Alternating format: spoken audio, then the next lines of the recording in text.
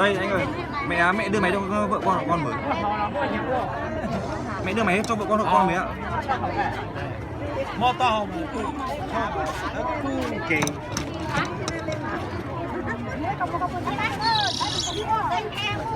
Đó.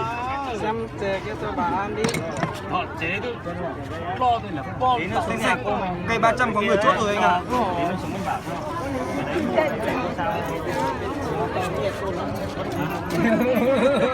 Có thì cuốn này tại vì hai đó thì chúng sai cuốn này Đó là cầm bò mua là cầm bò tê. không có tiêu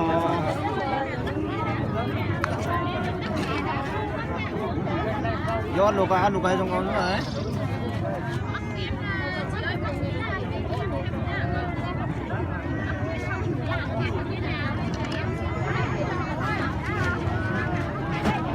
Cầm bò tê chỉ không nó sao là không à? hả Cầm bò tê chỉ không à? không nè cháu không mà bữa cháu không có một kỳ điều Là cháu không mà bữa hai ít đừng ngồi chiều nó có mình cháu chế thật quá sợ cháu bữa cảnh phong trụ lưới tôi cho khỏi những cái luôn rồi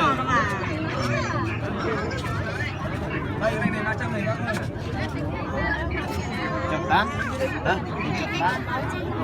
180 đấy đùa đâu sao nào?